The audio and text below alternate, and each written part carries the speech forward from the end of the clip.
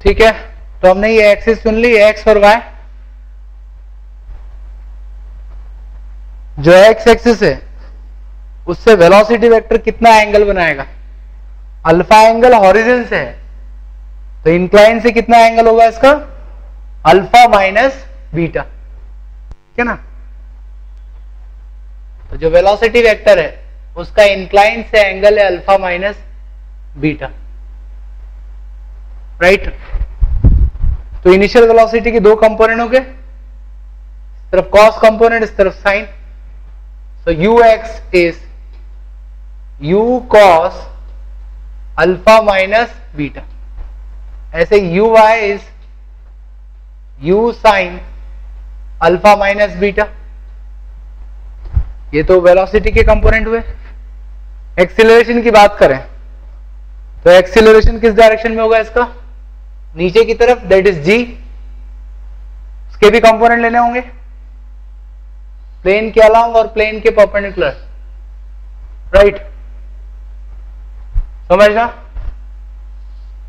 जो प्लेन है वो ऑरिजिन से बीटा एंगल बना रहा है, राइट। तो अगर ये बीटा होगा तो जी का प्लेन के नॉर्मल के साथ भी बीटा एंगल होगा, तो जी के दो कंपोनेंट होंगे। नॉर्मल डायरेक्शन में जी कॉस बीटा, ठीक, और along the plane g sine beta, ठीक है। तो मैं इसको लिखूं a x, g sine beta है बट नेगेटिव डायरेक्शन में नीचे की तरफ है, इसलिए माइनस जी साइन बीटा हो जाएगा। और ए वाई नॉर्मल डायरेक्शन में जो कंपोनेंट होगा एक्सीलरेशन का, ठीक, that should be minus g cos beta. तो एक्सीलरेशन के कंपोनेंट भी मिल गए। अब सबसे पहले हम टाइम निकालते हैं, कितने टाइम के बाद ये फिर से प्लेन को स्ट्राइक करेगा, ठीक। एक बात क्लियर है कि जब हमने इसको फेंका है तो प्लेन से पहले दूर जाएगा और फिर प्लेन के पास आ जाएगा। तो वाई डायरेक्शन में टोटल डिस्प्लेसमेंट कितना हो जाएगा जब ये अपनी जर्नी कंप्लीट करेगा? फिर से प्लेन पे आ जाएगा, मतलब वाई डायरेक्शन में टोटल डिस्प्लेसमेंट 0 होगा, ठीक है। तो डिस्प्लेसमेंट की इक्वेशन लगा रहा हूं मैं वाई डायरेक्शन में, राइट।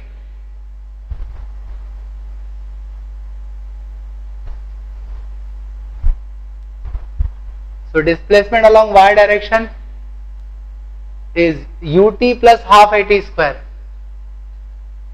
y कंपोनेंट की बात करेंगे हर जगह हम। Displacement is 0, uy is u sin alpha minus beta t, acceleration is minus g cos beta y component के लिए, ठीक है। और y की वैल्यू 0 हो जाएगी जब ग्राउंड को टकराएगा। यहां से हम टाइम निकाल सकते हैं, it is 2u sign alpha minus beta by g cos beta, right. ये टोटल टाइम ऑफ फ्लाइट हो गया, ठीक है ना। इतने टाइम के बाद ये फिर से प्लेन से स्ट्राइक करेगा, ठीक। और क्या निकालना है हमें? रेंज। प्लेन के अलोंग इसका रेंज क्या होगा वो बताना है, ठीक। अब देखो रेंज निकालना है, यहां से फेंका फाइनली यहां पर गिरेगा, तो ये रेंज निकालनी है। जहां से फेंका इस पॉइंट को मैं O कह रहा हूं, यहां गिरा इसको A। एक काम करते हैं, यहां से हॉरिजन पे परपेंडिकुलर ड्रॉप करते हैं, और जहां परपेंडिकुलर गिर रहा है उसको मैं B कह रहा हूं, ठीक।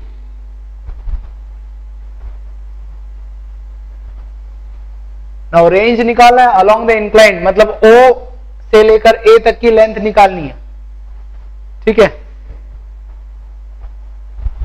समझना,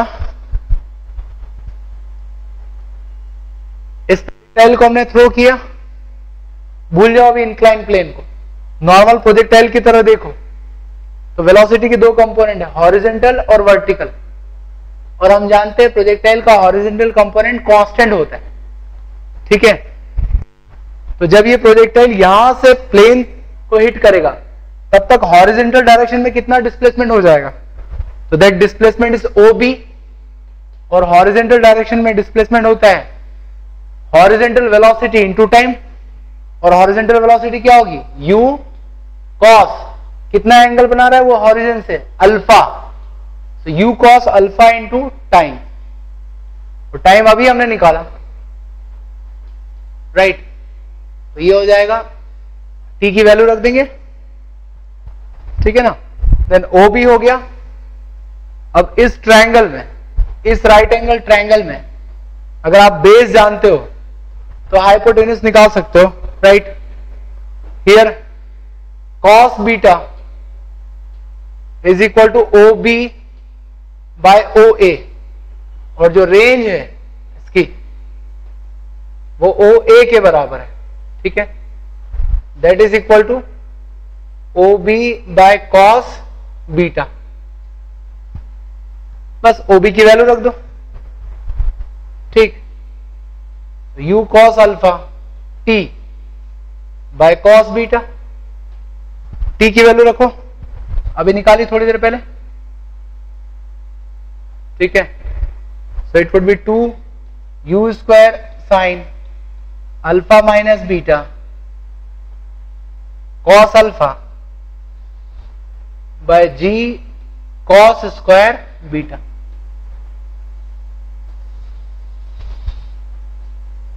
that is range along inclined plane,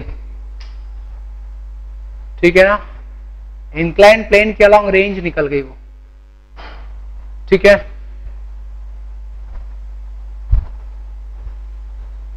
तो रेंज निकल गया,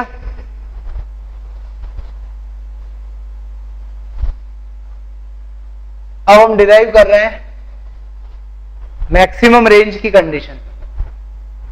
तो रेंज डिपेंड करेगा किस एंगल पर आपने थ्रो किया प्रोजेक्टाइल को, ठीक है ना। तो किसी एक पर्टिकुलर एंगल पर रेंज मैक्सिमम होगा, तो मैक्सिमम रेंज की कंडीशन निकालनी है हमें इस केस में, ठीक है। और रेंज जो है दैट इज 2u स्क्वायर, ठीक है, by g cos square beta sine alpha minus beta into cos alpha. तो अल्फा पर डिपेंड करेगा, तो अल्फा पर यही फैक्टर डिपेंड कर रहा है, तो अगर रेंज मैक्सिमम होना है इन दैट केस इस फैक्टर को मैक्सिमम होना पड़ेगा, ठीक है। और अगर कोई फंक्शन मैक्सिमम होता है या मिनिमम होता है तो उसकी कंडीशन क्या होती है, उसका डिफरेंशिएशन जो है 0 होना चाहिए, ठीक है। तो हम लिखेंगे range is maximum when sign alpha minus beta into cos alpha is maximum, ठीक है। और ये मैक्सिमम कब होगा, व्हेन इसका डिफरेंशिएशन, अल्फा वेरिएबल है तो अल्फा के रेस्पेक्ट में डिफरेंशिएट कर दो इसको, इसका डिफरेंशिएशन जब 0 के बराबर होगा, ठीक। तो इसको डिफरेंशिएट करो, तो y1 y2, ठीक है, प्रोडक्ट y1 y2 का जो डिफरेंशिएशन होता है, पहले साइन को डिफरेंशिएट करो, cos alpha minus beta into cos alpha, then cos को डिफरेंशिएट करो तो माइनस साइन अल्फा आएगा into sine alpha minus beta, that should be, ठीक।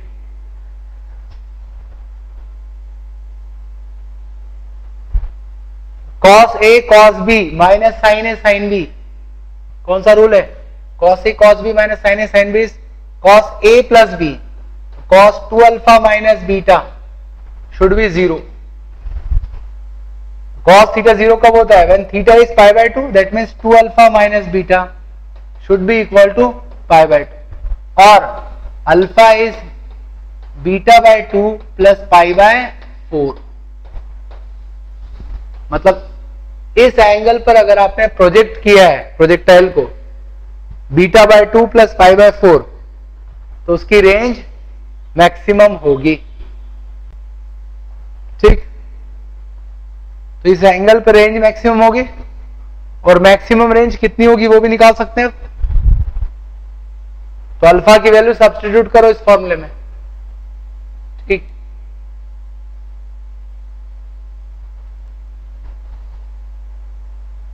Sign alpha minus beta cos alpha, alpha की वैल्यू रखो तो मैक्सिमम रेंज मिल जाएगी हमें, right.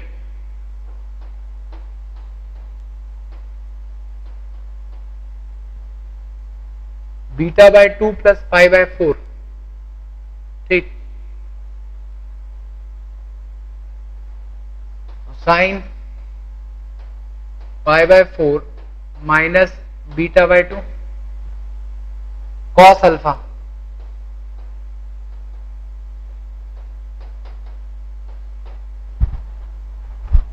Now 2 sin A cos B, 2 sin A cos B is sin A plus B plus sin A minus B। ठीक है ना, हम ट्रिग्नोमेट्री में 2 sin A cos B is equal to sin A plus B plus sin A minus B। ठीक है ना। हाँ, ऊपर वाले स्टेप है क्या, ऊपर की स्टेप ये तो अल्फा की वैल्यू रखी ना हमने, रेंज मैक्सिमम निकालना है तो अल्फा इज π/4 प्लस β/2, तो अल्फा की जगह रख दो, निकल जाएगा।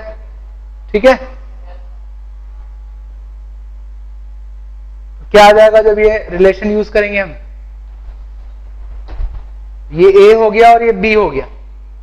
ठीक, तो sine A plus B।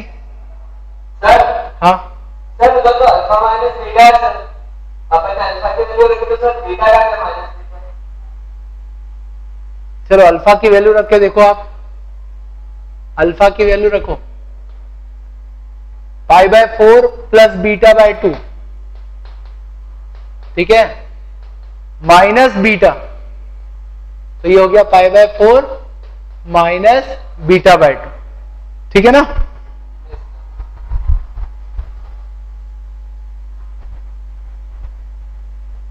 Sign A plus B, A और B को ऐड कर दो,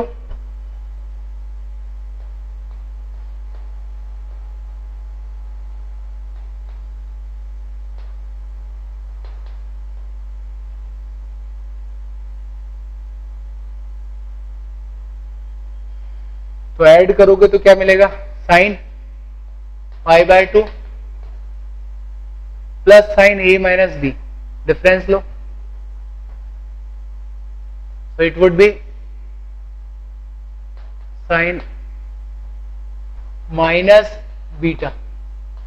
ठीक है ना, तो मैक्सिमम रेंज इज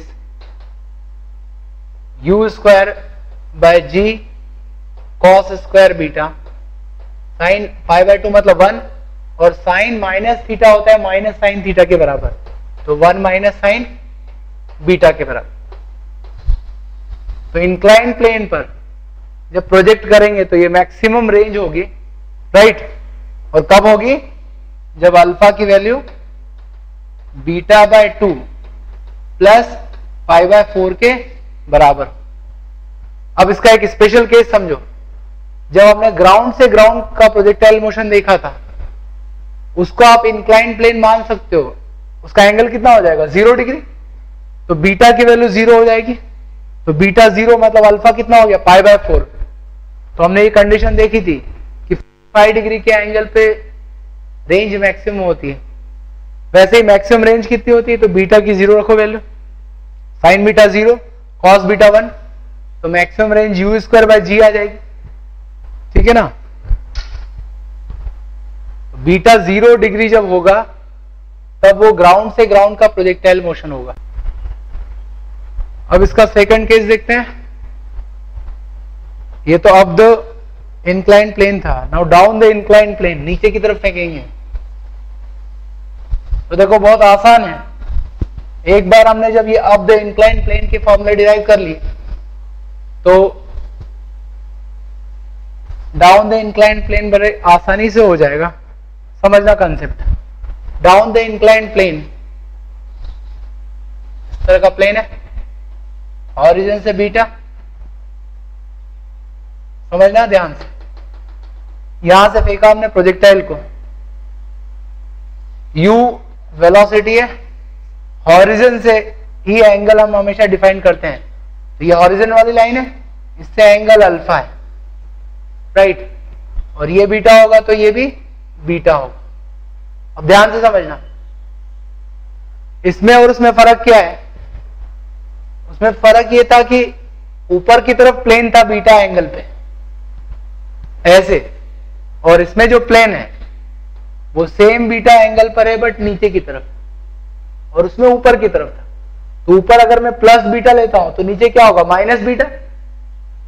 ऊपर एंटी क्लॉकवाइज को अगर मैं प्लस कहूं तो क्लॉकवाइज नेगेटिव हो जाएगा। तो फेंका आपने वैसे ही है बिल्कुल, बस प्लेन ऊपर के बजाय नीचे है, राइट। तो बीटा के बदले हम माइनस बीटा रख देंगे, ठीक है ना।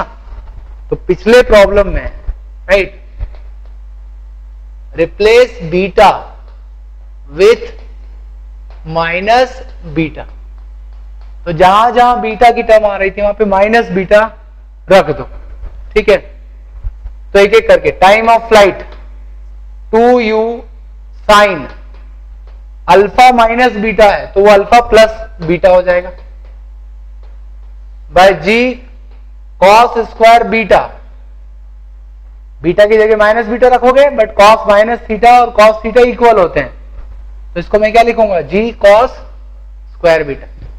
तो ये टाइम ऑफ फ्लाइट आ गया इस तरह के केस का। रेंज कितनी होगी? तो अभी फॉर्मूला लिखा था हमने 2u square sine alpha minus beta, तो उसकी जगह हो जाएगा alpha plus beta cos alpha by g cos square beta.